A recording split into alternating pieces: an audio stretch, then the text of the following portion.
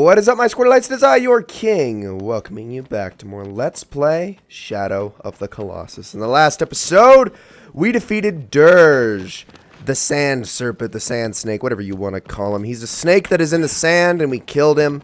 And in this episode, we're going to be going after, well, a Colossus that kind of redefines the term Colossus, or actually, I would be willing to say doesn't really fit the bill of Colossus. You know, that's always been something that's, like, troubled me, is, like, the fact that every single one of these is called a Colossus, which I don't know if that's necessarily the case. I think, and I'm not trying to spoil anything, but I think that the term Shadow of the Colossus is only meant to apply to the very last fight in this game, or possibly even Dorman himself, not any of the other beasts that you fight in this game. So I don't know if Colossus is technically the right term for all of everything we fight in this game, but that's just what they're colloquially called. But I mean, it's like Colossus.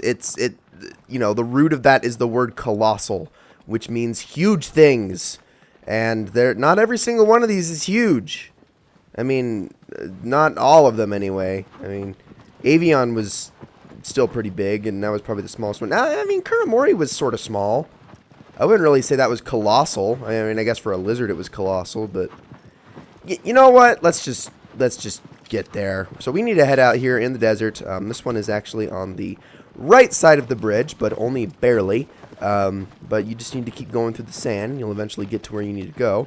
And I need to be very careful here because I tend to get really overzealous with this part. So there's this, like, sinkhole that you have to drop down into, which is how we get to where this Colossus is at.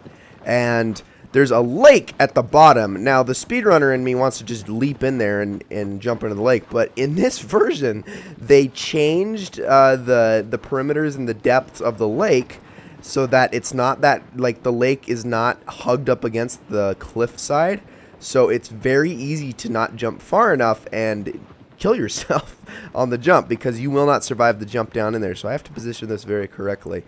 So yeah, we need to head on down in here. Now, there is another way of descending down into here, which involves taking a little bit of damage, but you can actually drop down on that left side where there is no lake. But I'm not going to do that. So the path down is right here, but if I can position this just right, I can just jump in. There we go. All right, that's a lot better. I'd rather not have to make the slow descent all the way down and just jump on in, because it's very easy to do that. See, like how, like right here, they've made it really shallow, except for in this little spot. Well, in the original version, it was a lot wider. The lake had a little bit bigger of a circumference to it. So this is going to be a bit of an interesting fight. I am going to take a different approach to this than most people normally do. I traditionally take this approach just because I believe all around it is better, even though it is kind of the less exciting way of fighting this thing.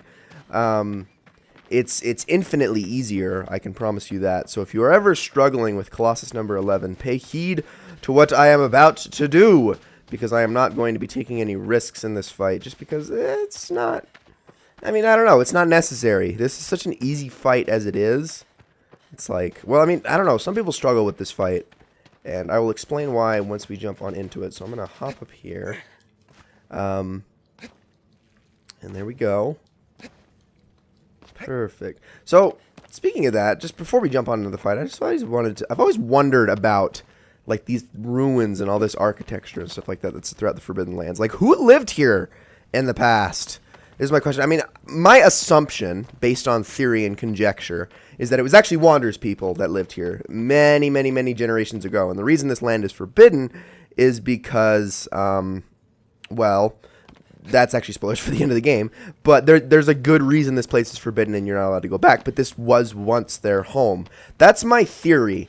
I mean, it makes the most sense because there's a lot of ruins here. And it would only make sense that, you know, obviously people built them. But remember how I said that I don't know if the term Colossus applies to all of them? Well, this is why.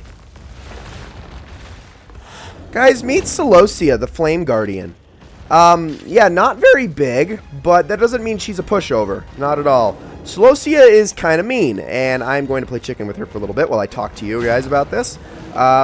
Thing about Celosia is if she charges and knocks you over, she will stun you, and pretty much long enough to the point where you can't get up before she hits you again. She's not very nice. In fact, here, I'm going to show it right there. So it takes Wander a while. I'm spamming every button I can, and it takes Wander a minute to get up. And then you got to really quickly get out of the way. Luckily, she actually gave me some time there. So I'm going to jump down in here. Now, if you get really close and she isn't in the action of charging at you, she will swipe at you with her claw, which does significantly more damage, but won't stun you. Now I'm going to grab this stick that just fell off that she just knocked down. For what reason, really? Well, here's the funny thing about Celosia, the Guardian of Flame. I mean, aside from the fact that she apparently has no fear, and I thought she had tons of fear, she actually is afraid of the fire. What's up? How's it going? I cannot believe you just did that to me. Hey, Celosia! You know, you have to actually hurry. You kind of have to really push her towards this edge, otherwise the flame will go out, so you don't really have too much time to do this. But back her up. Don't get too close or she will swipe at you with her claw. And there she goes.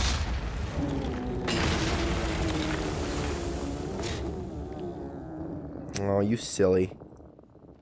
Alright, so now we're going to want to get our bow out. This is the part where I do things differently, so pay attention to this. Don't jump down there. It's not worth. Stand on this precipice right here and aim an arrow right down for her back.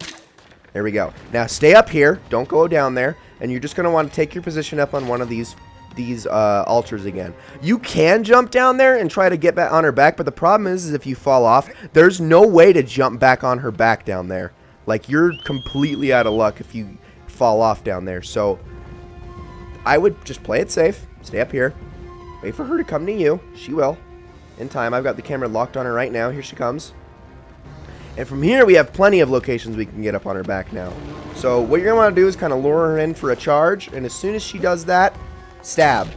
Now, you only need to get 2 stabs out. It's actually very easy to do, but you want to make sure that you're in a good spot. All right, so let's see if I can get in a good position here. Oh, she's shaking. She's shaking. Now, if you're really struggling here, she's not going to jump back down, by the way, so we are in this room from now on. If you're really struggling, and I am, but I mean, I could have gone for it, but I am struggling a little bit. Just jump up on another one of these and wait for her to come down and miss your stab. That was brilliant. Okay. All right, come on, Celosia. Oh, you are just so upset, aren't you? No.